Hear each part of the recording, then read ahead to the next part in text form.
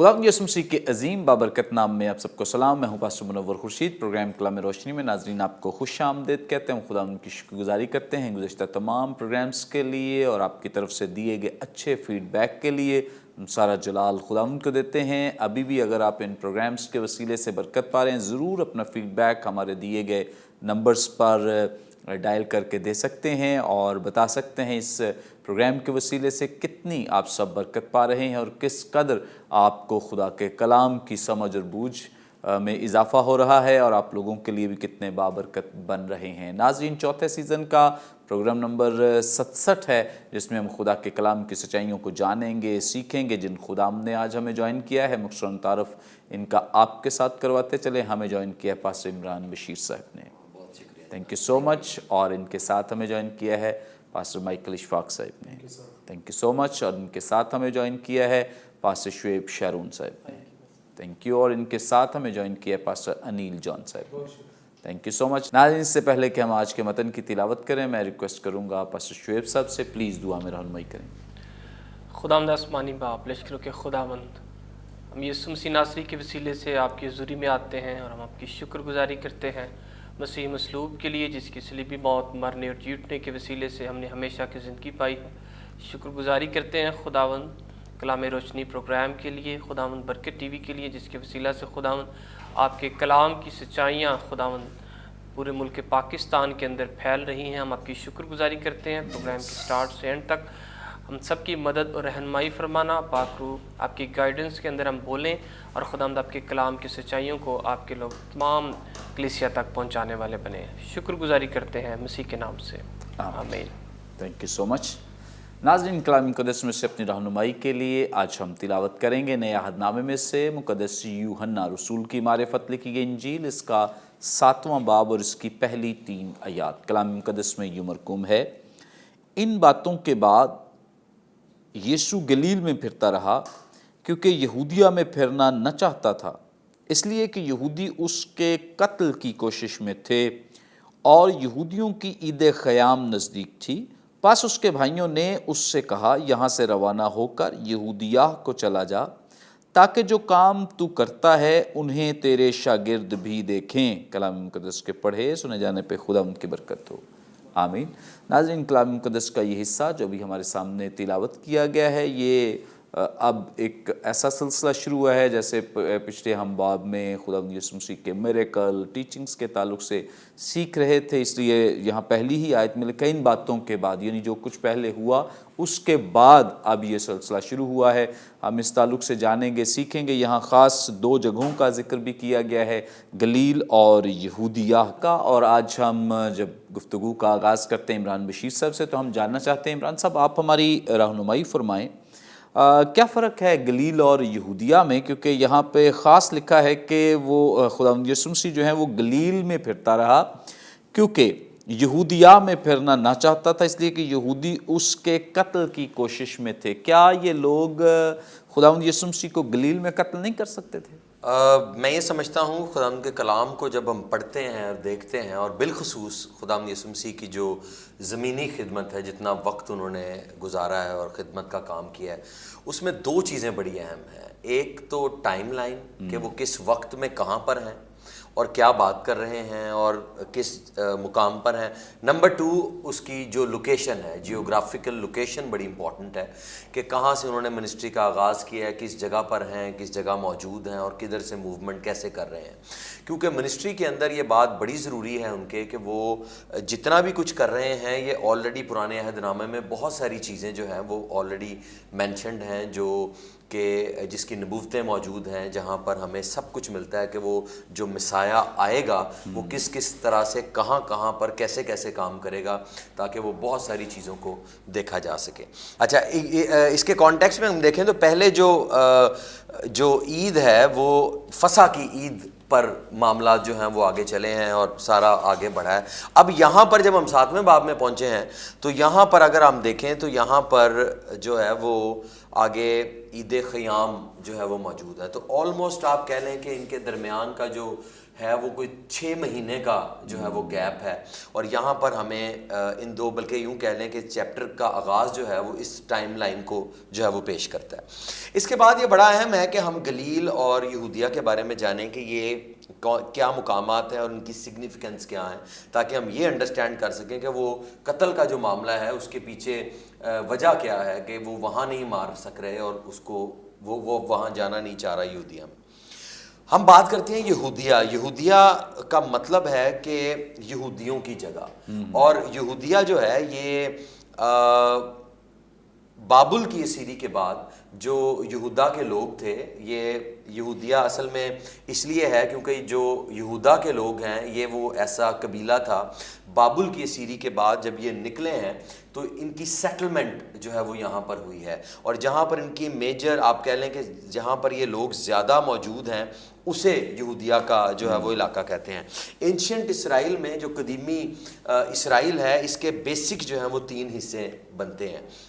North side پہ اگر ہم بات کریں جو شمال کی جانب ہے وہ ہے گلیل کا علاقہ، جو سینٹرل پارٹ ہے جو درمیان میں ہے اسے ہم کہیں گے سامریہ کا علاقہ، جو ان دونوں کو جدا کرتا ہے، اور جو یہودیہ ہے یہ جنوب کی طرف ہے۔ جو گلیل ہے یہ زیادہ آپ کہہ لیں کہ یہاں پر کیونکہ سمندر ہے، سی شور ہے، یہاں پانی کا زیادہ ہے، میں ابھی گلیل کی طرف آتا ہوں اور ڈیٹیل میں بتاتا ہوں، لیکن یہودیہ کی طرف اگر ہم بات کریں گے تو یہودیہ یہ زیادہ ماؤنٹینز ہیں، یہاں پر ڈرائی ماؤنٹینز ہیں، یہاں پر اتنا زیادہ وہ معاملہ نہیں ہے، اور ان دونوں کے درمیان میں سامریہ ہے جہاں پر ہمیں بائبل میں اس کا بھی بڑا سگنیفیکنٹ ذکر ملتا ہے۔ سو اس کی جو ایک آپ کہہ لیں کہ جیوگرافیکل سیٹنگ ہے، جو لوکیشن ہے اس کو سمجھنا بڑا ضروری ہے۔ ایک جنوب کی طرف ہے، ایک شمال کی طرف ہے، اور سینٹر کے اندر جو ہے یہ سامریہ جو ہے وہ موجود ہے۔ انڈر دا رومن امپائر، جو رومی سلطنت ہے، ان کے آپ کہہ لیں کہ جب وہ حکومت کر رہے تھے تو اس کے انڈر جو ہے یہ یہودیہ جو ہے یہ سیریا کا جو ہے وہ پروونس ہے، اس کا صوبہ ہے، اور خداوند یسوع مسیح جب ان کی پیدائش ہوئی تو آپ کو یہ ہمیں بائبل کے اندر لوکا کی انجیل میں بڑا کلیئرلی ملتا ہے کہ تب جو ہے وہ ہیرودیس وہاں پر جو ہے وہ حاکم تھا، اور فردر یہ رومنز کے پاس جو ہے وہ یہ علاقہ جو ہے وہ چلا جاتا ہے۔ سو ہمارے لیے اس بات کو سمجھنا بے حد ضروری ہے کہ یہودیہ وہ جگہ ہے جہاں پر یہودیوں کی زیادہ تعداد موجود ہے، اور یہ وہ ہیں جو اسیری میں سے نکل کر آئے ہیں، سیٹلمنٹ ہوئی ہے، اور بڑا ڈینس ایریا ہے، اور یہیں پر ہی زیادہ آپ کو جو یہودیوں کی اپنی سیٹلمنٹس ہیں جن میں فقیہ ہیں، فریسی ہیں، جن کے سارے سیکٹس جو ہیں وہ بڑی گہری تعداد کے اندر موجود ہیں۔ اب آ جاتے ہیں تھوڑی دیر کے لیے ہم گلیل کی طرف۔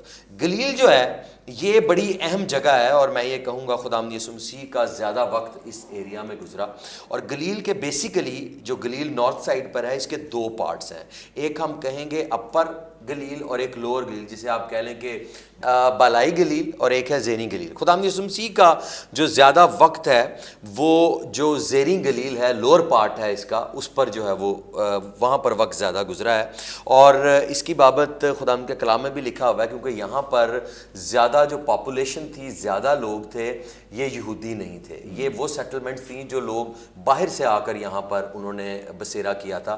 بالخصوص رومن امپائر کے اندر یہ بات تھی کہ جو ان کے جرنیل یا جو لوگ ریٹائرڈ ہو جاتے تھے، یہ ان کو گھر جو وہاں پر جھیل ہے اس کے کنارے بنا کر، سی شور پر گھر بنا کر دیتے تھے، یہ وہاں رہتے تھے، اور یہاں پر بزنس زیادہ تھا، یہاں پانی کی وجہ سے ایگریکلچر زیادہ تھا، یہاں پر کام زیادہ تھے، اور یہ لوگ ان کی سیٹلمنٹ زیادہ یہاں پر تھی۔ اس لیے یسایہ نبی کے صحیفے میں بھی اس بات کا ذکر ہے کہ اس کو، جس کا ذکر جو ہے وہ گاسپلز کے اندر بھی آیا ہے کہ یہ غیر قوموں کی گلیل جس کو کہا گیا ہے۔ سو یہ غیر قوموں کی گلیل وہ ایریا ہے، وہ جگہ ہے جہاں پر جینٹائلز کا بسیرا تھا، یہاں یہودی کم تھے، اور خداوند یسوع مسیح کا زیادہ وقت انہی ایریاز میں گزرا ہے اپنی خدمت کے وقت میں، جب وہ جو ہے وہ خدمت کر رہے تھے۔ سو گلیل کی بڑی اہمیت ہے کیونکہ وہاں پر جب خداوند یسوع مسیح کا وقت گزرا ہے تو obvious ہے کہ انہوں نے وہاں پر کلام کی شیئرنگ بھی کی ہے، بہت سے شاگرد بھی وہاں پر ملے ہیں، اور گلیل کی اور بڑی زبردست اہمیت ہے کہ وہ وہاں پر گلیل کی جھیل بھی موجود ہے، اور یہ میں سمجھتا ہوں کہ وہاں پر جو فریش واٹر کا جو ذخیرہ ہے، یہ ایک بڑا زبردست ذخیرہ وہاں پر موجود تھا، اور اس کی وجہ سے یہاں کا بزنس اکنامکلی بھی اگر ہم یہودیہ اور گلیل کا موازنہ کریں تو گلیل جو ہے اکنامکلی وہ بیٹر جو ہے وہ جگہ تھی، کیونکہ وہاں پر بزنس اور یہ چیزیں موجود ہیں. اور خداوند یسوع مسیح نے بالخصوص یہاں پر بہت سارے معجزات دکھائے ہیں، جن میں ان کا پہلا جو معجزہ ہے کانا گلیل کا جو واقعہ ہے وہ بھی وہیں پر جو ہے وہ ہوا ہے. اب میں یہاں پر ایک بات کرنا چاہتا ہوں کہ خداوند یسوع مسیح کا وقت یہاں زیادہ گزرا ہے، لیکن جو یہودی ہیں، جو یہودیہ کی اگر ہم بات کریں تو وہ اسی پلاننگ میں ہے اور اسی دل کی خواہش میں ہے کہ وہ کسی طریقے سے اس کو ختم کر سکیں، اس کی اسیسینیشن وہ پلان کرتے ہیں، اس کے موت کے منصوبے بناتے ہیں، لیکن وہ اسے مار نہیں سکتے. اصل میں بات یہ ہے کہ چاہے وہ گلیل میں ہو چاہے وہ یہودیہ میں ہو، الٹیمیٹلی جو اس وقت میں خداوند یسوع مسیح کے وقت میں جو حکومت ہے یہ رومیوں کی حکومت ہے، اور ان کے گورنرز جو ہیں وہ موجود ہوتے تھے. اگر یہودیوں نے کوئی ایگزیکیوشن کرنی بھی ہے، کسی کو مارنا بھی ہے، تو انہوں نے ان سے اجازت لینا لازم ہے. جب انہوں نے خداوند یسوع مسیح کو صلیب بھی دی ہے تو وہ بھی انہوں نے انڈر دا گورنمنٹ جو رومن لا ہے اس کے مطابق اس کو جو ہے وہ ایگزیکیوٹ کیا ہے. تو خداوند یسوع مسیح جو ہیں وہ اس وقت گلیل میں ہیں، کیونکہ وہ وقت، جیسے میں نے کہا نا، اس میں ٹائم لائن کو بھی انڈرسٹینڈ کرنا بڑا امپورٹنٹ ہے کہ ابھی ان کا وقت نہیں تھا اور وہ یہ چاہتے بھی نہیں تھے کہ وہ اپنے وقت سے پہلے اس جگہ پر ہوں. اور میں یہاں پر ایک بات ضرور کہنا چاہوں گا تمام زندگیوں کو کہ یہ دو باتیں آپ کی لائف کے لیے بڑی امپورٹنٹ ہے، کہ یہاں سے ہم نے یہ بات بھی سیکھنی ہے کہ یہ بات جو یہودیہ یا گلیل کی ہو رہی ہے، خداوند یسوع مسیح وہاں جا نہیں رہے ہیں، ہمیں اس سے کیا سیکھ ملتی ہے. یہ بات بڑی اہم ہے کہ ہم نے اس بات کو انڈرسٹینڈ کرنا ہے کہ آپ نے خدا کے ٹائم لائن کو فالو کرنا ہے، خدا کے ہاتھ کے نیچے رہنا ہے، خدا کی مرضی کو فالو کرنا ہے. آپ نے اپنی مرضی، بعض اوقات ہم اپنی زندگی میں فیصلے کرتے ہیں کہ میرے لیے کہاں پر کس وقت جانا زیادہ اہم ہے. ہم اپنی اکنامک کنڈیشنز کو دیکھ کر، حالات کو دیکھ کر ہم کہتے ہیں کہ مجھے یہ جگہ چھوڑ دینی. اور بہت دفعہ کلیسیاؤں میں یہ بات بڑی اہم ہے، لوگ بڑے بڑے فیصلے کر لیتے ہیں اور ایونچولی وہ بڑا نقصان اٹھاتے ہیں، اور فیصلے کیا کر لیتے ہیں کہ مجھے ان کو چھوڑ کر کہیں اور جگہ جانا ہے. حالانکہ اس کے پیچھے جو بات ہوتی ہے وہ یہ نہیں ہوتی کہ وہ خدا کی خدمت کر رہے ہیں، خدا انہیں لے کر جا رہا ہے، بلکہ بڑی معذرت کے ساتھ میں یہ بات کروں گا، کہتے وہ یہی ہیں کہ جی مجھے خدا کا کلام ملا ہے، مجھے خدا نے کہا ہے، مجھے پاکرو نے کہہ دیا اور اب میں جا رہا ہوں. تو یہ جب بات ہوتی ہے تو وہاں پر بہت سارے لوگ خاموش ہو جاتے ہیں کہ اگر آپ کو خدا کے روح نے کہا تو ہم کچھ نہیں کہہ سکتے. لیکن الٹیمیٹ جو پرپز ہوتا ہے، اس کے پیچھے ان کا جو چھپا ہوا مقصد ہوتا ہے وہ پیسہ ہوتا ہے. وہ ان کا جو اکنامک آپ کہہ لیں کہ اپ گریڈیشن ہے وہ مانگ رہے ہوتے ہیں کہ ہمیں پیسہ زیادہ ملے گا، ہمیں معاملات زیادہ اچھے ہو جائیں گے، ہمیں تنخواہیں زیادہ ملیں گے. اور میں بہت دفعہ اس طرح کے معاملات کو ٹیکل کر چکا ہوں، دیکھ چکا ہوں، جہاں پر لوگوں نے بڑی دفعہ سیدھے یہ بات کہہ دی ہے کہ جی اتنے سانو پیسے بہتے مل دیں. سو بات یہ ہے کہ اگر آپ کا پرپز اور مقصد صرف پیسہ ہے تو اس کے لیے میں یہ کہوں گا کہ خدمت نہیں ہے، منسٹری نہیں ہے، اس کے لیے بزنس کی فیلڈ پڑی ہوئی ہے. باہر ترقی کرنے کی جگہ آپ وہاں پر جتنے مرضی اپنے داؤ پیچ آزمائیں، زیادہ اچھی بات ہے کہ آپ خدمت میں ان چیزوں کو کھینچ کر مت لائیں. لائف میں یہ بات یاد رکھیں کہ آپ کو کس وقت کہاں ہونا ہے اور کس جگہ پہ ہونا ہے، ویری ویری امپورٹنٹ، تاکہ آپ اپنی اس برکت کی جگہ سے جہاں خدا نے آپ کو رکھا ہے، جو بلیسنگ خدا نے آپ کو دی ہے، وہاں سے نکلے نا. اسی لیے وہ وہاں سے گیا نہیں ہے، حالانکہ وہ اگر چلے بھی جاتے ہیں، کچھ اپنا ڈیسیجن کرتے بھی ہیں، لیکن وہ ہمیشہ خدا یسوع مسیح نے ایک بات کہی ہے کہ میں باپ کی مرضی کو پورا کرنے آیا ہوں.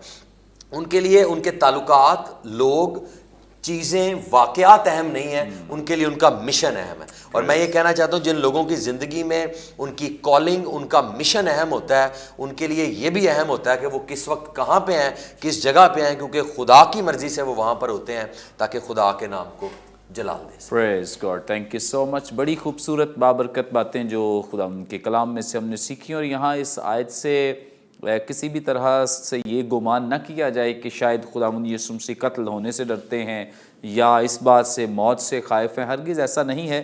جیسے عمران صاحب ذکر کر رہے ہیں کہ یہاں پہ جو ٹائم فریم ہے وہ بڑا امپورٹنٹ ہے، اس کو جاننا، سمجھنا، سیکھنا کہ ابھی اس کا وقت نہیں آیا. آپ خداوند یسوع مسیح کے جب سے خداوند یسوع مسیح خدمت میں آئے ہیں تو ان الفاظ کو آپ بغور اس کا جائزہ لے سکتے ہیں کہ جب کسی جگہ پہ وقت نہیں ہے تو وہ صاف کہہ دیتے کہ ابھی میرا وقت نہیں آیا، ابھی اس چیز کا وقت نہیں ہے. تو یہاں بھی ایسا ہی، جب اس کا وقت آیا ہے تو اسے کوئی لے کے نہیں گیا، وہ خود یروشلم گیا ہے تاکہ وہ بلکہ اپنے شاگردوں کو اس سے پہلے 3 دفعہ بتا چکا ہے کہ ہمیں ابھی جانا ہے یروشلم جانا ہے، تاکہ ابن آدم کو وہاں قتل کیا جائے, ابن آدم وہاں پر صلیب دیا جائے, اور اس سے پتہ ہے, معلوم ہے. اور جس وقت یہ ٹائم پورا ہو گیا ہے, کیونکہ غلطیوں کے خط میں 4 باب کی 4 آیت میں لکھا ہے جب وقت پورا ہو گیا تو وہ زمین پر آیا ہے, وقت پورا ہو گیا صلیب پہ دیا گیا ہے, وقت پورا ہوا مردوں میں سے جی اٹھا, وقت پورا ہوا آسمان پہ چلا گیا, اور اسی طرح سے وقت پورا ہونے پر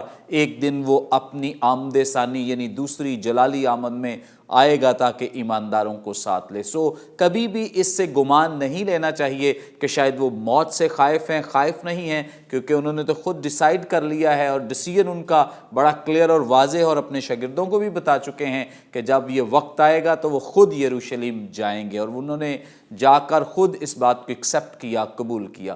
آگے بڑھیں گے اور شعیب صاحب سے جانیں گے. شعیب صاحب, آپ ہماری رہنمائی فرمائیں. خداوند یسوع مسیح بطور خود چونکہ یہودی ہیں, یہودیوں میں ہی خدمت کر رہے ہیں. شاگردوں کو بھی جب انہوں نے پہلی دفعہ بھیجا تو کہا کہ انہی میں خدمت کرو, یہودیوں میں, اور ہر ایک بات کا تعلق تو یہودیوں سے جڑتا ہے. یہودیوں کی بحالی, نجات, ریسٹوریشن کے لیے کام کر رہے ہیں. پھر کلام بیان کرتا ہے یہودی ہی انہیں قتل کرنا چاہتے ہیں, کیا وجہ ہے؟ تھینک یو بھائی صاحب. یہ بڑا اہم سوال ہے کہ یہودی کیوں یسوع مسیح کو قتل کرنا چاہتے تھے. 2 ریزنز ہمیں نظر آتے ہیں. کانٹیکسٹ اگر آپ یوحنا کی انجیل کو دیکھیں تو یہاں پر پہلا میں یہ نظر آتا ہے کہ یسوع مسیح ان کی جو تعلیمات تھی یا روایات تھیں جو انہوں نے خود سے بنائی ہوئی تھی, یا انٹرپریٹیشنز جو کہ وہ خود سے یہودی ربائز نے بنائی ہوئی تھی, ان کے وہ خلاف تعلیم دیتے تھے. فار ایگزامپل ہمیں ایک کانٹیکسٹ کے اندر نظر آتی ہے کہ یسوع مسیح نے ایک شخص کو وہاں پر سبت کے روز شفا دی. تو وہاں پر پہلا ریزن ہمیں یہ نظر آتا ہے کہ کیوں وہ یسوع مسیح کو مارنا چاہتے تھے, کیونکہ یسوع مسیح جو ان کی انٹرپریٹیشنز تھی یا ان کی جو تعلیمات تھیں, یعنی کہ جو تورا کی وہ غلط انٹرپریٹیشن کیا کرتے تھے, یسوع مسیح جب ان کی درستگی کرتے تھے یا ان کی خلاف بات کرتے تھے تو یہ چیز انہیں برداشت نہیں ہوتی تھی. اس لیے وہ یسوع مسیح کو مارنے کے لیے جو ہے اس کے در پہ تھے کہ کسی طرح یسوع مسیح کو جو ہے وہ ختم کر دیں, مار دیں. دوسرا ہمیں کانٹیکسچولی ہی یہ بات نظر آتی ہے یوحنا کی انجیل کے اندر کہ یسوع مسیح اپنے آپ کو جب باپ کو, خدا باپ کو پکارتے ہیں اور باپ کہہ کر پکارتے ہیں, یعنی کہ ان سمپل ویز ہم یہ بات کریں, یسوع مسیح جب اپنے آپ کو خدا ثابت کرتے ہیں یا خدا پیش کرتے ہیں تو وہ اس بات کے جو ہے وہ ان کے قریب یہ بلیسفمی تھی.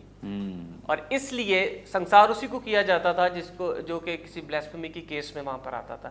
اور سنسار 2 جگہ پر یسوع مسیح کو انہوں نے یوحنا کی انجیل بیان کرتی ہے کرنے کی کوشش کی. پہلا 8ویں باب کے اندر اور پھر 12ویں باب کے اندر. 8ویں باب کے اندر یسوع مسیح کو ہمیں نظر آتا ہے کہ یسوع مسیح نے ان سے کہا کہ اس سے بیشتر کہ ابراہم تھا میں ہوں. اب اس جو آیت کا سٹرکچر ہے وہ قابل غور ہے. یسوع مسیح پہلے جو ہے وہ بات کر رہے ہیں ماضی کی, اس سے بیشتر کہ ابراہم تھا, پھر فوراً شفٹ ہو رہے ہیں پریزنٹ پر, میں ہوں. تو میں ہوں پر اگر ہم غور کریں تو مختلف آراء پیش کی جاتی ہیں. ہمیں ایکسیجیٹیکلی یہ چیز دیکھنی پڑتی ہے کہ یہاں پر پریڈیکیٹ ناؤن جو ہے وہ مسنگ ہے. وہ کیا ہوتا ہے؟ یہاں پر یسوع مسیح نے کہا آئی ایم. پریڈیکیٹ ناؤن ہوتا ہے I am the bread of life اور I am the way of heaven. یعنی کہ پریڈیکیٹ ناؤن نہیں ہے اس آیت کے اندر. گرامیٹیکلی اگر میں بات کروں, صرف یسوع مسیح نے کہا کہ آئی ایم, جو کہ اس بات کی انڈیکیشن ہے کہ یسوع مسیح کا یہ کہنا I am is indicating to the old testament I am, کہ میں کون ہوں. اولڈ ٹیسٹامنٹ میں جسے موسیٰ پر ظاہر ہوا کہ میں ہوں, وہی خدا جو اولڈ ٹیسٹامنٹ میں وہ کہہ رہا ہے کہ وہ ظاہر ہو رہا ہے وہ میں ہوں, آئی ایم. تو یسوع مسیح یہاں پر اپنی الوہیت کو, یہاں پر ہائی کرسٹولوجی ہمیں نظر آتے ہیں, ہائی کرسٹولوجی نظر آتی ہے. یسوع مسیح اپنی الوہیت کو کہ میں خدا ہوں یہاں پر بیان کر رہے ہیں. اور آئی ایم کے بارے میں اگر ہم ایمی کے صرف دیکھیں, ایگو ایمی ورڈ یوز ہوا ہے گریک میں. ایمی کا بھی ترجمہ آپ صرف آئی ایم کر سکتے ہیں, لیکن ساتھ ایگو کا آنا اس بات کی نشانی کہ ایمفیسس کیا جا رہا ہے کہ آئی am the only one, I am the only God in the whole universe. یسوع مسیح یہاں پر یہ بیان کر رہے ہیں. تو یہودیوں کو یہ پتہ تھا. میں آپ کو انٹرپٹ کر رہا ہوں. یہ جو ایگو ایمی ورڈز ہیں یہ تو عام طور پہ عام لوگ بھی استعمال کرتے ہیں, یونانی متن میں اور لوگوں کے لیے بھی استعمال ہوا ہے, تو اس سے پھر ہم کیا سمجھیں؟ جی کانٹیکسچولی ایک تو پریڈیکیٹ ناؤن جو ہے وہ یہاں پر نہیں ہے. اگر پریڈیکیٹ ناؤن اگر فار ایگزامپل یہودی کسی بات کے لیے کرتے ہیں میں ہوں, تو وہاں پر لازماً جو ہے وہ میں اور جگہوں پر جیسے یسوع مسیح نے بھی کہا 7 I Ams of Christ ہمیں نظر آتے ہیں، وہ سب کے سب پریڈیکیٹ ناؤن کے ساتھ ہیں. یہاں پر یسوع مسیح نے 2-3 حوالے ایسے ہمیں یوحنا کی انجیل کے اندر ملتے ہیں وداؤٹ پریڈیکیٹ ناؤن کیا، اور یہودیوں کا اس کو اسی ٹیکسٹ کے ناؤن سے آپ کی جو مراد ہے، مطلب اگر میں اپنے تعلق سے بات کر رہا ہوں بطور اسم، تو میں ساتھ یہ کہوں گا اپنی کوئی شخصیت، اپنی کوئی شناخت کراؤں گا، کوالٹی یا کوئی چیز بیان کرنے کے لیے آپ کریں گے. اور دوسری بات ہمیں ٹیکسٹ کے اندر سے نظر آتی ہے کہ جب یسوع مسیح نے کہا کہ میں ہوں تو فوراً انہوں نے سنسار کرنے کے لیے پتھر اٹھا لیے تھے، جو اس بات کی نشانی ہے کہ یسوع مسیح کا یہ کہنا میں ہوں وہ انڈیکیشن دے رہا تھا، ان کو پتہ چل گیا کہ یہ وہ والا میں ہوں کہہ رہا ہے، اسی لیے انہوں نے ان کا رسپانس یہ بتا رہا ہے کہ یسوع مسیح جب میں ہوں کہہ رہے ہیں تو یہ وہی میں ہوں کہہ رہے ہیں کہ میں خدا ہوں، یا میں اپنے آپ کو گاڈ پریزنٹ کریں، اسی لیے انہوں نے فوراً وہاں پر اس کو سنسار کرنے کے لیے پتھر اٹھا لیا. اور دوسرا ریفرنس ہمیں نظر آتا ہے، وہ ہمیں نظر آتا ہے 12ویں باب کے اندر، جہاں پر یسوع مسیح نے کہا 10ویں باب کے اندر، 10ویں باب کی 30ویں آیت کے اندر کہ میں اور باپ ایک ہیں. جب یسوع مسیح نے یہ کہا تو فوراً انہوں نے پھر پتھر اٹھائے اور یسوع مسیح کو سنسار کرنے کی کوشش کی. یسوع مسیح نے وہاں پر کہا کہ تم کیوں مجھے سنسار کرتے ہو، تم مجھے کیوں مارنا چاہتے ہو، اس لیے کہ میں نے اچھے کام تمہیں دکھائے. یسوع مسیح، انہوں نے یہودیوں کا فوراً رسپانس یہ تھا نہیں، بلکہ کیونکہ تو خدا کو جو ہے وہ تو اپنے آپ کو خدا ثابت کر رہا ہے، اپنے آپ کو خدا کے برابر کر رہا ہے. حالانکہ یسوع نے کہا تھا میں اور باپ ایک ہیں. اب ایک کے لیے یہاں پر جو لفظ ہے وہ نیوٹر استعمال ہوا ہے، مخنث لفظ استعمال ہوا ہے ہین، جس کا مطلب ہے یسوع مسیح کا کہنا کہ میں اور باپ ایک ہیں، اس بات کی نشاندہی ہے کہ میرے اور باپ کا جوہر ایک ہے، ہم ایسنس میں ایک ہیں، سبسٹینس میں ایک ہیں. جیسے آپ کہہ لیں کہ وی آر، مطلب بعض لوگ کہتے ہیں کہ یسوع مسیح یہ بیان کرتے کہ میرا اور باپ کا پرپز ایک ہے. نہیں، ہین لفظ جو ہے وہ نیوٹر مخنث لفظ ہے جو کہ جنس کی بات کر رہا ہے، جو کہ جوہر کی بات کر رہا ہے، ایسنس کی بات کر رہا ہے کہ میرے اور باپ کا جوہر ایک ہے، یعنی کہ میں خدا ہوں. اور یہودی چونکہ وہ اپنی لینگویج کو سمجھتے تھے، اسی لیے فوراً انہوں نے جب یسوع مسیح نے یہ کہا تو انہوں نے جو ہے وہ سنسار کرنے کے لیے پتھر اٹھا لیے. تو 2 ریزنز ہمیں نظر آتے ہیں. پہلا کہ ان کی انٹرپریٹیشن کی جب مخالفت یسوع مسیح کرتے تھے یا انہیں درستگی کرنا چاہتے تھے تو وہ ہائپر ہو جاتے تھے اور وہ اس بات سے وہ ناراض ہوتے تھے. اور دوسرا میں یہ نظر آتا ہے کہ جب یسوع مسیح اپنے آپ کو گاڈ پریزنٹ کر رہے ہیں تو وہاں پر بھی وہ جو ہے وہ ہمیں نظر آتا ہے کہ وہ اسے مارنے کے لیے، سنسار کرنے کے لیے کوشش کرتے تھے. ہم دیکھتے ہیں کہ ان دونوں پوائنٹس سے ہمیں سیکھنے کو جو بات ملتی ہے یا ہمارے لیے جو سبق کی بات ہے یا لیسن ہے وہ یہی ہے، ہمیں اپنی زندگیوں میں جاننا چاہیے کہ خدا کے کس طور سے کلام مقدس کی درست تشریح کی اہمیت دیتا ہے. اگر تشریح کلام مقدس کی غلط کی جاتی ہے تو خدا کس قدر اس بات سے جو ہے وہ رنجیدہ ہوتا ہے، چاہتا ہے کہ درست تشریح کی جائے. زبردست. دوسری بات جو ہمیں سیکھنے کو ملتی ہے وہ یہ ہے، ہمیں جاننا چاہیے کہ بہت سے لوگ آج بھی یسوع مسیح کو کوئی صرف سیکنڈ لیول گاڈ سمجھتا ہے، کوئی نبی کے طور سے سمجھتا ہے، کوئی صرف خداوند آقا کے معنوں میں سمجھتا ہے. یہاں پر واضح طور پر جیسے کہ یوحنا کی انجیل کا ایک تھیم جو ہے یا ایک بیسک آپ کہہ لیں ایمفیسس جو نظر آتا ہے وہ اس بات پر فوکس کرتا ہے، وہ تھیوس. واضح طور پر یسوع مسیح کو پہلی آیت سے ہی دیکھیں تو وہ خدا لکھ رہا ہے، وہ بتانا چاہتا ہے کہ یسوع مسیح خدا ہے. تو ہمیں یہ سیکھنا اور جاننا چاہیے کہ یسوع مسیح خدا ہے. ہمیں اس کی صرف اس لیے ورشپ نہیں کرنی کہ وہ ہمیں یہ بھی دے رہا ہے وہ بھی دے رہا ہے، یہ چیزیں بھی لینی ہے، بیکاز ہی از گاڈ. وہ ہماری زندگی کا مالک ہے، بنانے والا ہے اس دنیا کا، ہمارا نجات دہندہ ہے، اس لیے وہ پرستش کے لیے بھی وہ کوالیفائی کرتا اور ہمیں اس کی ورشپ کرنی ہے. آخری بات میں کروں گا، ہمیں نظر آتا ہے سامری عورت کا واقعہ نظر آتا ہے، تو وہاں پر سامری عورت نے یسوع مسیح کو 4 شناختیں دی ہیں. پہلے وہ یسوع مسیح اس پر ظاہر ہوتے ہیں تو وہ کہتی ہے تو مجھے یہودی، اس کی فزیکل اپیرنس دے کر کہتا ہے. تھوڑی بہت کلام ہوتا ہے، یسوع مسیح سے بات چیت ہوتی ہے، کلام ہوتا ہے، نیکسٹ اسٹیپ پہ آ جاتی ہے، وہ کہتی ہے خداوند کہہ دیتی ہے، مالک آقا. پھر تھوڑی بات چیت ہوتی ہے، یسوع مسیح اس کے بارے میں اس کے حالات بتا دیتے ہیں، اس کے شوہروں کے بارے میں، تو پھر وہ کہتی ہے تو مجھے نبی معلوم ہوتا ہے. پھر ورڈ آف گاڈ آتا ہے، یعنی پروگریسولی جو ورڈ آف گاڈ آیا جا رہا ہے، یسوع مسیح کی شناخت سے واضح ہوتی چلی جاتی، اور پھر آخر پہ یسوع مسیح کی وہ حقیقی ذات تک پہنچتی ہے کہ مسیح جو خرسطس جو آنے والا تھا وہ آ چکا، اور وہ فوراً جو ہے اس کے بارے میں جا کے بتانا شروع کر دیتے ہیں۔ تو ورڈ آف گاڈ کا امید دیجیے، عارضی چیزوں سے بڑھ کر کلام جتنا جانیں گے اتنی مسیح کی شخصیت کو آپ جانیں گے، اور جانیں گے کہ یسوع مسیح واقعی ہی خدا ہے، ہماری زندگیوں کا مالک ہے، اور ہماری زندگی جو ہے اس کے بغیر کچھ نہیں ہے۔ پریز گاڈ، زبردست زبردست، پریز گاڈ۔ خدا ان کی تعریف ہو ان تمام کلمات کے لیے اور خدا ان کے زندگی بخش کلام کے لیے۔ یقیناً یہاں پر بیٹھے ہم برکت پا رہے ہیں، اور آپ سب جو دیکھ رہے ہیں آپ سب بھی بہت برکت پا رہے ہیں، بہت کچھ سیکھ رہے ہیں، کیونکہ بہت کچھ ہے سیکھنے کے لیے یہاں پر، اور خدا ان کی شکر گزاری کرتے ہیں جو خدا اپنے خدام کو اپنے کلام کی تفسیر و تشریح کے لیے استعمال کرتا ہے۔ یہودی اس لیے خدا یسوع مسیح کو قتل کرنا چاہتے ہیں، مارنا چاہتے ہیں، کیونکہ خدا یسوع مسیح ان کی تعلیمات کے تو خلاف نہیں ہے، ایکچولی تو جو غلط تعلیمات ہیں ان کے خلاف ہے، چونکہ انہوں نے خدا کے کلام کی بہت ساری ایسی تشریحات، بہت سارے ایسے خداوند کے کلام کے غلط مطلب نکال لیے تھے، سو اس لیے خداوند یسوع مسیح نے آ کر بہت جگہوں پہ ان کی تصحیح کی ہے اور اسے درست کرایا ہے کہ تم یہ غلط کرتے ہو، غلط اس کی تفسیر و تشریح کرتے ہو۔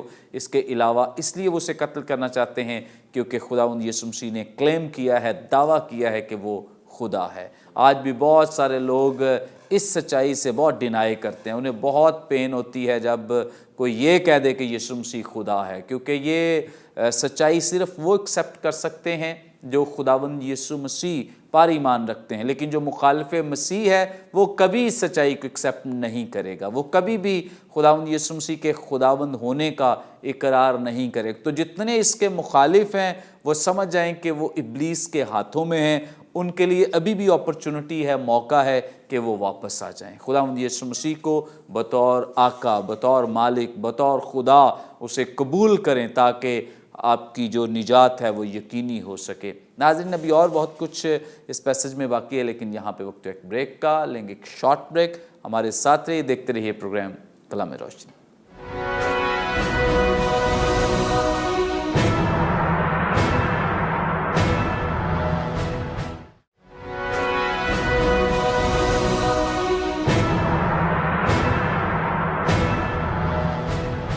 ویلکم بیک ناظرین، آپ دیکھ رہے ہیں پروگرام کلام روشنی۔ بریک پر جانے سے پہلے بڑی خوبصورت بابرکت باتیں جو خدا کے خدام ہمارے ساتھ شیئر کر رہے تھے، آگے بڑھیں گے اور مائیکل صاحب سے ہم جانیں گے۔ مائیکل صاحب، آپ ہماری رہنمائی فرمائیں۔ یہاں پر عید خیام کا ذکر ملتا ہے، دوسری آیت میں لکھا ہے اور یہودیوں کی عید خیام نزدیک تھی۔ عید خیام کے تعلق سے ضرور ہمارے ناظرین کی رہنمائی فرمائیں کہ یہ کون سی عید ہے؟ جی تھینک یو سو مچ۔ اس سے پہلے کہ میں عید خیام کے بارے میں بات کروں، جان کی جو گاسپل ہے اس کو اس کی ڈائمینشن ہے، 3 ڈائمینشنز ہیں۔ نمبر 1 وہ یسوع کو خدا پیش کرنا چاہتا ہے، نمبر 2 وہ خداوند یسوع کو انسان پیش کرنا چاہتا ہے کہ وہ حقیقی انسان ہے جس کا بدن تھا، اور تیسری بہت امپورٹنٹ بات ہے وہ یسوع مسیح کو مسیح پیش کرنا چاہتا ہے، یہودیوں کا لانگ اویٹڈ مسیح، کہ جو یسوع ہے وہ مسیح ہے جس کا ہم انتظار کر رہے تھے۔ اچھا، وہ اسی طرح سے اپنی گاسپل کو، ان مقاصد کو حاصل کرنے کے لیے سٹرکچر بھی کرتا ہے، جیسے کہ ابھی شعیب بھائی نے you did fantastic job I am کے تعلق سے، تو وہ آئی ایم کی جو 7 سٹیٹمنٹس ہیں ان کو پیش کرتا ہے تاکہ یہ ثابت کیا جا سکے کہ یسوع خدا ہے۔ اسی طرح سے پھر وہ 7 نشانات کو پیش کرتا ہے تاکہ یہ پیش کیا جائے کہ یسوع مسیح ہیومینٹی سے ایسوسیٹ کرتا ہے اور وہ ہیومن ہے۔ اور تیسرا جو بڑا وہ کام کرتا ہے وہ یہ ہے کہ وہ یہودی عیدوں کا استعمال بہت زیادہ بکثرت کرتا ہے تاکہ یہودیوں پہ یہ ظاہر کر سکے کہ جو یسوع مسیح ہے، جو مسیح جس کا ہم انتظار کرے تھے، وہ مسیح ہے اور وہ عید مسیح میں پوری ہو چکی ہیں۔ اچھا، اس میں ایک اور امپورٹنٹ چیز جو ہے وہ جان کی گاسپل میں ہمیں سن آف مین کا بھی ٹائٹل کافی ملتا ہے، جس کا تعلق بنیادی طور پر دانیل کی کتاب سے ہے، 7 باب میں سے۔ اور وہ کیوں کرتا ہے؟ یہودیوں کے نزدیک جو سن آف مین کا ٹائٹل ہے یہ بیسیکلی مسیانک فگر کو ریفر کرتا ہے، اس لیے جان اس کا بھی بکثرت جو ہے وہ استعمال کرتا ہے۔ اس کے علاوہ جان جو ہے وہ یہودی عیدوں کا استعمال کرسٹولوجی جو ہے یا جو مسیح کے بارے میں الہیات ہے اس کو بھی جو ہے وہ قائم کرنے کے لیے بہت زیادہ کرتا ہے۔ اب ایک کوئک اوور ویو میں دینا چاہوں گا. یہودیوں کی 3 بڑی عیدیں تھیں. پہلی عید عید فصح تھی اور اس میں بھی 3 عیدیں تھے بیسیکلی یہ, اور مکمل تینوں کو عید فصح کے نام سے جانا جاتا تھا. پھر دوسری بڑی عید عید پینتیکوست جس کو ہم کچھ دنوں میں منائیں گے بھی, ٹھیک ہے. اور تیسری بڑی عید ہے عید خیام. جو پینٹیکوسٹ ہے یہ جو پاس اوور ہے یا عید فصح ہے یہ مسیح کی کروسیفکشن کو اور اس کے جی اٹھنے کو پیش کرتی ہے. جو عید پینتیکوسٹ ہے یہ روح القدس کا چرچ پہ جو نزول ہے اس کی طرف اشارہ ہے. اور یہ دونوں عیدیں مکمل طور پہ ہو چکی ہیں, مسیح میں بھی اور ویسے بھی یہ مکمل ہو چکی ہیں. تیسری اب عید بچتی ہے جسے ہم عید خیام کہتے ہیں. اور عید خیام جو ہے اس میں بھی 3 عیدیں تھیں. پہلی عید جو اس کا آغاز ہوتا تھا اسے نرسنگوں کی عید کہا جاتا تھا, اور اس میں یہودیوں کو اکٹھا کیا جاتا تھا نرسنگے پھونک کے, اسی لیے لکھا ہے آخری نرسنگا جو ہے وہ پھونکا جائے گا. پھر اس کی جو اگلی جو عید ہوتی تھی وہ اسے اٹونمنٹ کی عید کہا جاتا تھا, جس میں سردار کاہن بیسیکلی ایک ذبح کیے ہوئے جانور کا خون لے کر جاتا تھا پاک ترین مقام میں, اور وہاں پر پھر پوری قوم کی خلاصی کا جو ہے وہ ہمیں پس منظر نظر آتا ہے. اور تیسرا اہم کام اس میں ریسٹ کا ہے, ٹھیک ہے. موسٹ امپورٹنٹ تھنگ اس عید میں ہے جو ہے وہ ریسٹ ہے. اچھا, اور یہ تقریباً 7 دن چلنے والی عید تھی. اچھا, یہ جو عید ہے اس کے بارے میں ہمیں یہ جاننا ضروری ہے کہ یہ ایک آن گوئنگ پروسیس میں بھی ہے اور اس کا علم الآخرت سے بھی تعلق ہے. یہ ابھی فنش نہیں ہوئی. یہ آن گوئنگ کیسے ہے کہ آج لوگ جو مسیح کے بلائے ہوئے ہیں, ٹھیک ہے, وہ اس کی ریڈیمپشن کا مزہ چکھتے ہیں اور پھر وہ اس ریسٹ میں بھی شامل ہوتے ہیں جو متی 11 باب اس کی 28 آیت میں ہے کہ جو بوجھ کے تلے ہیں وہ میرے پاس آئیں تاکہ میں انہیں ریسٹ دے سکوں. اور پھر اس کا جو ہمیں اظہار ہے وہ یسایہ 66 باب میں اور مکاشفہ 21 اور 22 باب میں ملتا ہے, اور وہ ایسکٹولوجیکل ہے. اچھا, جو یہ تیسری بڑی عید ہے یہ 15 تشری جو یہودی منتھ ہے سے لے کر 22 تشری تک چلتی تھی. تقریباً 7 سے 8 دنوں کا یہ ڈیوریشن تھا جس میں یہ تینوں عیدیں منائی جاتی تھیں. جو یہودی مورخ جوسیفس ہے, یوسیفس, اس کے مطابق یہ سب سے اہم عید ہے کیونکہ اس میں ریسٹ کا ایلیمنٹ شامل ہے کہ لوگ نہ صرف خدا کو سیلیبریٹ کرتے ہیں بلکہ وہ خدا کو ریسٹ کرنے کے وسیلہ سے سیلیبریٹ کرتے ہیں, جو کہ بڑا فینٹاسٹک ایلیمنٹ ہے. اب اس کا آغاز جو ہے ہمیں جو احبار کی کتاب ہے اس میں ملتا ہے. اوبویس اس کا ذکر خروج کی کتاب میں بھی ہے کہ خدا نے خصوصی طور پہ یہ یہودیوں کو حکم کیا تھا کہ تم نے ٹینٹ بنانے ہیں اور ان میں رہنا ہے, ٹھیک ہے, اپنے گھروں سے نکلنا ہے, ٹینٹ بنانے ہیں. اس لیے خیام ہے, لفظ خیمہ کا جو ہے وہ یہ جمع ہے خیام. تو یہ ٹینٹ بناتے تھے اور ان میں رہتے تھے. جو ٹینٹ ہے یہ پہلے نمبر پہ تو ہماری عارضی زندگی کی نشاندہی ہے کہ we are just a traveller through this earth, کہ ہماری جو زندگی یہ عارضی ہے, ایک دن اس نے ختم ہو جانا ہے. اور ٹینٹ لگائے جانے کا مقصد بھی یہ ہوتا تھا کہ ٹینٹ لگے گا گر جائے گا. اسی لیے پولوس بھی اپنی لائف کو ٹینٹ سے, پھر پطرس بھی اپنی لائف کو ٹینٹ سے تشبیہ دیتا ہے کہ اٹس اے ٹیمپوریری تھنگ, رائٹ. لیکن اس میں جو موسٹ امپورٹنٹ اسپیکٹ ہے کہ خدا کی جو کریشن ہے اسے بھی انجوائے کیا جا سکے, فروٹس کے وسیلہ سے, عبادت کے وسیلہ سے خدا کو انجوائے کیا جا سکے, اور فیملی ٹائم میں بھی تھرو ریسٹ جو ہے وہ it's a complete picture of restoration. Actually یہ ایک مکمل تصویر ہے بحالی کی, گناہ سے, فریب سے, اور جو جن چیزوں کا انسان جو ہے وہ ہے. اس میں ایک اور امپورٹنٹ چیز جو ہوتی تھی وہ ہوتی تھی واٹر سرمنی, ٹھیک ہے. آخری دن جس کا آگے ہم ذکر بھی پڑھیں گے 7ویں باب میں کہ واٹر پورنگ ہوتی تھی, اور وہ واٹر پورنگ بیسیکلی اس کا تھوڑا سا جو ریفرنس ہے وہ حزقیل کی کتاب میں ملتا ہے کہ ہیکل کی دہنی طرف سے جو پانی کا بہنا ہے, تو وہ اسی پرسپیکٹیو میں جو کاہن ہوتا تھا وہ پانی انڈیلتا تھا جو ہیکل کی دہنی طرف سے سیڑھیوں سے ہوتا ہوا جو وہ بہتا تھا. یہ اس بات کا اظہار تھا کہ وہ ٹائم آنے والا ہے جب کرائسٹ آئے گا, اور کرائسٹ جو ہے وہ روح القدس کی لبریشن کو لے کر آئے گا. وہ واٹر بیسیکلی روح القدس کی نمائندگی ہے. اگر ہم حزقیل کے کانٹیکسٹ میں پڑھیں تو وہ واٹر کو روح القدس سے ہی تشبیہ دیتا ہے. اور یہودیوں کی بھی یہی انڈرسٹینڈنگ تھی کہ یہ جو واٹر کی سرمنی کی جا رہی ہے, ایون جان کی گاسپل بھی آگے پھر اس کا جو ہے وہ تذکرہ کرتی ہے کہ وہ جو واٹر لبریشن ہے وہ ایک تو روح القدس کی بہاؤ کا اظہار ہے, دوسرے نمبر پر یہ یسایہ سے بھی کنیکٹ ہوتا ہے حوالہ کہ جہاں پہ لکھا ہے کہ صحرا میں ندیاں جاری کروں گا. یہ اس بات کی بھی نشاندہی ہے کہ جہاں پر لائف نہیں ہے, ایک ٹائم از کمنگ کہ وہاں پر خدا لائف کو ایشو کر دے گا. اور آخری امپورٹنٹ بات جس کا میں پہلے بھی ذکر کر چکا ہوں کہ یہ ریسٹ سے تعلق رکھتی ہے.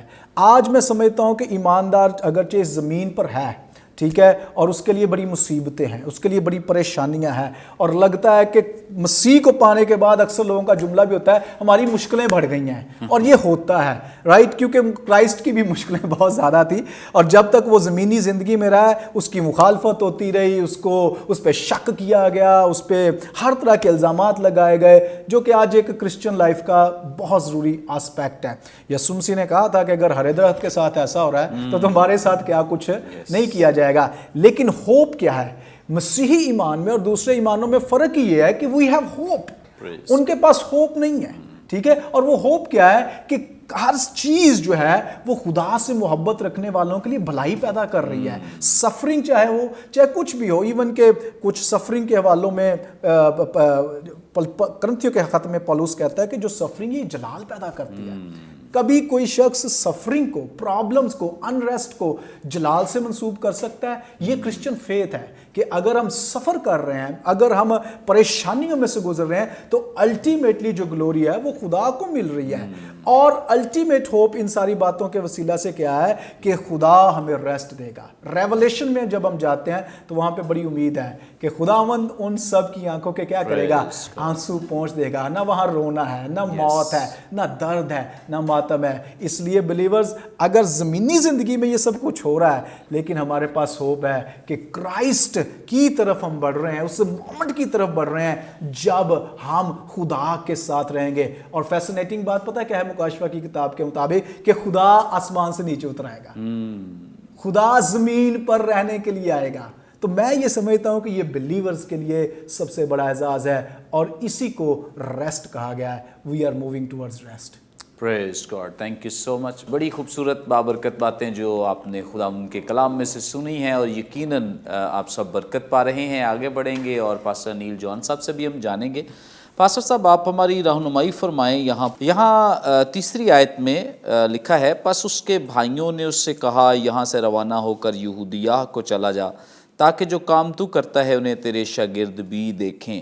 یہاں بجائے اس کے کہ ہم اور دیگر کانٹیکسٹ پہ جائیں، میں اسپیسیفک اس بات کے بارے میں جاننا چاہتا ہوں، اور میں چاہتا ہوں کہ ہمارے ناظرین کی بھی رہنمائی ہو خداوند یسوع مسیح کے بھائیوں بہنوں کے تعلق سے، کہ کیا واقعی خداوند یسوع مسیح کے بہن بھائی تھے، اور اگر تھے تو کس طرح سے آپ اس بات کو جسٹیفائی کر سکتے ہیں؟ جی، اس کے حوالے سے 3 نظریات موجود ہیں، اور یہ نظریات ایون ڈینومینیشنل ہیں. کچھ ڈینومینیشن وہ ایک نظریے کو مانتی ہے، دوسری دوسرے کو.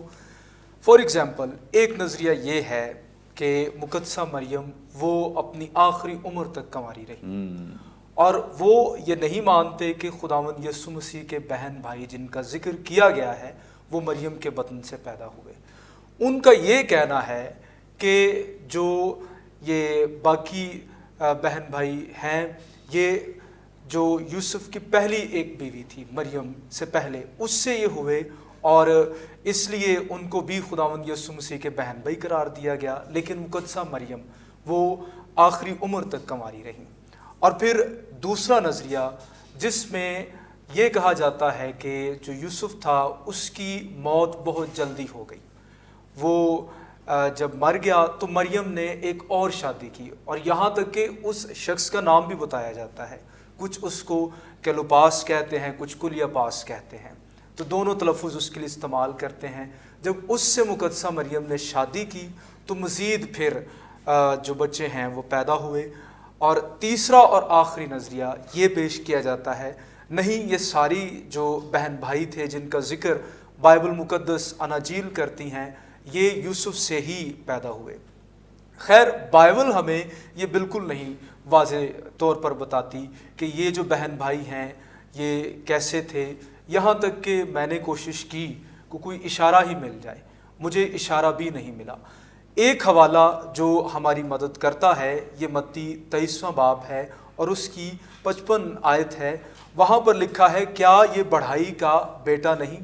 یہاں پر صرف یوسف کا ذکر کیا گیا ہے، کسی اور شخص کا نہیں ہے. اب خداوند یسوع کے خاندان کے بارے میں بات ہو رہی ہے، تو یہاں پر یوسف کا ذکر کرنے کے بعد اس کے ساتھ مریم کو جوڑا جا رہا ہے. اس کی ماں کا نام مریم، یہ اب ماں اور باپ کا ذکر آ گیا ہے، اور اب آگے وہ کیا کہہ رہے ہیں، اس کے بھائی یعقوب اور یوسف اور شمون اور یہودا نہیں؟ اور پھر 56 آیت میں لکھا ہے کیا اس کی بہنیں ہمارے ہاں نہیں؟ اس آیت کے سٹرکچر سے میں یہ کہہ سکتا ہوں کہ جو خداوند یسوع مسیح کا خاندان ہے، اس کے بہن بھائی ہیں، ان کو یوسف اور مریم کے ساتھ ہی منسوب کیا جا رہا ہے۔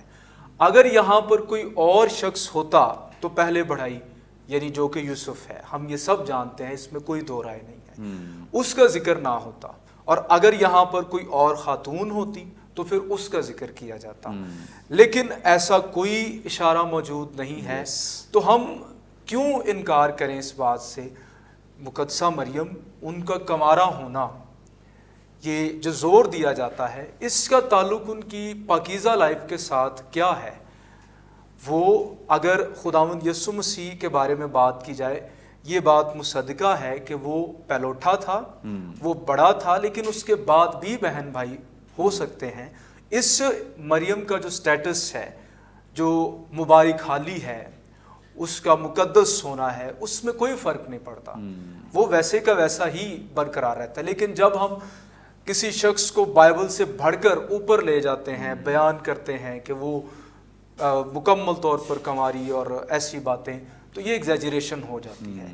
اب میں تھوڑا سا، مجھے کانٹیکسٹ میں جانے کی اجازت دیں، اس میں یہ میں بتانا چاہوں گا کہ جو جان کی گاسپل ہے، اس کے بارے میں ایک بڑا اچھا رائٹر ہے ریسی اسٹیڈمین، پاسٹرل اپروچ کے ساتھ اس نے بہت ساری کومنٹریز اور ایک سروے بھی لکھا ہے جس کا نام ہے ایڈونچر تھرو دا بائبل۔ جب وہ جان کی گاسپل کا انٹروڈکشن کرواتا ہے تو وہ اس کو ٹائٹل دیتا ہے 4 dimensional revelation of Jesus Christ.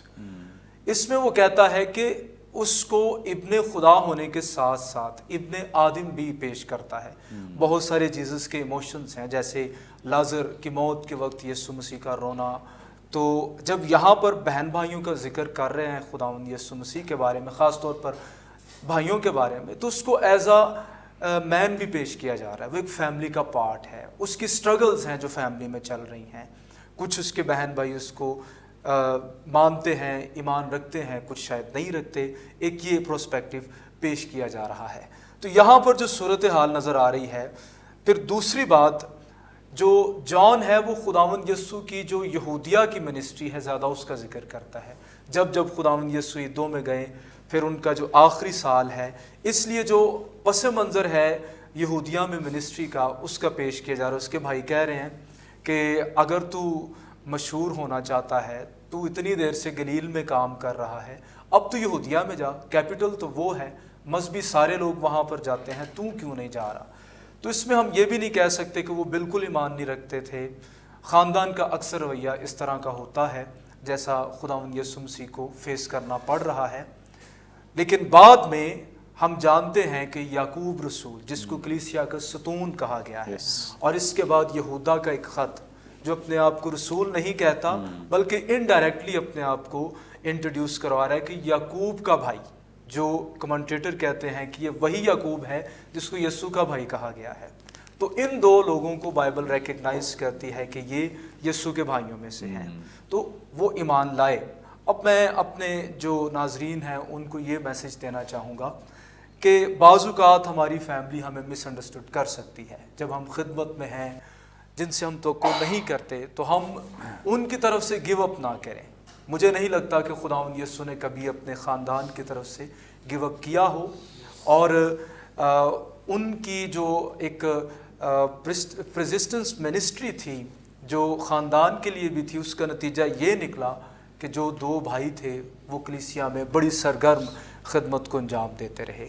Thank you, God bless you. Praise God, thank you so much. بڑی خوبصورت بابرکت باتیں، چونکہ بہت زیادہ اس پہ کانفلکٹس بھی موجود ہیں اس بات پر کہ خداوند یسوع مسیح کے بہن بھائی تھے یا نہیں تھے۔ تو کچھ لوگ اسٹرانگلی اس بات کو ڈینائی بھی کرتے ہیں کہ نہیں تھے اور ان کے کزنز تھے، اور کچھ چونکہ جو ہم تعلیم جس کو بیان کر رہے ہیں، ایمان رکھتے ہیں کہ جس طرح سے جس کانٹیکسٹ میں بات ابھی پاسٹر نیل صاحب بھی یہ بات بیان کر رہے ہیں کہ جب خاندانی تذکرہ ہوا ہے تو خداوند یسوع مسیح کے ساتھ ہی جو قانونی باپ ہے اور جسمانی جو ماں ہے اس کا بھی تذکرہ ہوا ہے، اور اس کے ساتھ ہی بہن بھائیوں کا بھی ذکر کیا گیا ہے۔ اگر اس کانٹیکسٹ میں نہ ان کا ذکر کیا جاتا تو پھر شک کی گنجائش تھی کہ شاید کچھ اور ہے، شاید کچھ اور ہے، لیکن چونکہ جب خاندان کا تذکرہ ہو رہا ہے تو ہم یہ سمجھتے ہیں کہ چونکہ ایک ہی خاندان کی بات ہو رہی ہے۔ اور پھر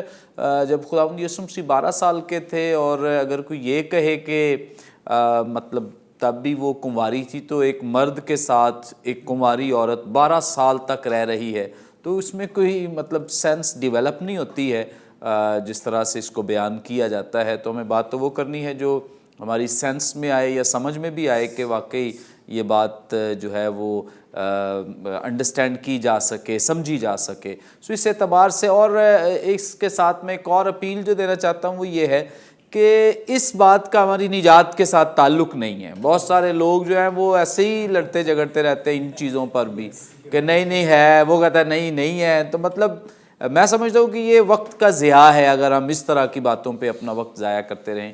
ہاں ٹھیک ہے، ریسرچ کی اعتبار سے ہم بیان کر رہے ہیں اپنے، جو ہم نے جیسے انیل صاحب نے 3 اسکول آف تھاٹس کا ذکر کیا ہے کہ یہ موجود ہیں، لیکن اس پہ ہم لڑنے کے لیے نہیں بیٹھے ہیں کہ ہم کہیں جی آ جاؤ ہمارے ساتھ بات کر لو یا چیلنج کریں گے، اس طرح کی کوئی تعلیمات نہیں ہے، کیونکہ اس کا ہماری نجات ہمیشہ کی زندگی کے ساتھ کوئی تعلق، آپ مانیں یا نہ مانیں، اس کا تعلق نہیں ہے۔ نجات صرف خداوند یسوع مسیح پر ایمان لانے سے ہے اور اس کے کلام پر عمل کرنے سے۔ اگر آپ اس کو نہ بھی مانیں گے اور اگر آپ خداوند یسوع مسیح کے دیگر کرائٹیریے پر عمل کر رہے ہیں جو یسوع مسیح نے کلام مقدس میں دیا، تو اس کا مطلب ہے کہ ہمیشہ کی زندگی کے آپ وارث ہیں۔ اور اگر آپ اس کو مانتے ہیں کہ نہیں جی اس بات کو میں مانتا ہوں اور مسیح کے کلام پر آپ عمل نہ کریں، تو آپ کے ماننے سے آپ کو نجات نہیں ملے گی۔ سو اس لیے ہمیں جاننی وہ چیزیں ہیں، ایمان اس پہ رکھنا ہے جس کے وسیلے سے ہم ہمیشہ کی زندگی کے وارث ہو سکتے ہیں۔ Thank you so much Sharon صاحب، thank you so much, thank you so much. یقیناً ناظرین، آج کے پروگرام کے وسیلے سے بھی آپ نے بڑی برکت پائی ہے، بہت کچھ سیکھا ہے، اور ہمارا ایمان ہے کہ یقیناً جو کچھ آپ سیکھ رہے ہیں اس کو دوسروں کے ساتھ بھی شیئر کریں گے اور دوسروں کے ساتھ بھی اس کلام کے حصے کو بیان کریں گے تاکہ جو برکت آپ نے پائی ہے یہ دوسروں تک بھی پہنچ سکے۔ ابھی بھی اس پروگرام کے تعلق سے آپ کا کوئی سوال ہو، دیے گئے نمبرز پر ضرور آپ ڈائل کریں اور کال کر سکتے ہیں۔ اپنا فیڈ بیک دینا نہ بھولیں اس پروگرام کے تعلق سے۔ اس کے علاوہ اگر کوئی آپ کی دعائی درخواست ہو دے سکتے ہیں، ایک ٹیسٹیمنی شیئر کر سکتے ہیں۔ ہمارے تمام پروگرامز آپ یوٹیوب پہ واچ کر سکتے ہیں۔ واچ کرنے کے لیے برکت ٹی وی آفیشیل کے نام سے ہمارا چینل ہے، ضرور اسے سبسکرائب کریں، دوسروں کے ساتھ شیئر کریں تاکہ زیادہ سے زیادہ لوگ خدا کے کلام کی سچائیوں کو جان سکیں، سیکھ سکیں۔ آئندہ ایک نئے پروگرام کے ساتھ دوبارہ آپ کی خدمت میں حاضر ہوں گے، تب تک کے لیے اجازت دیجیے۔ دیکھتے رہیے برکت T V. God bless you all.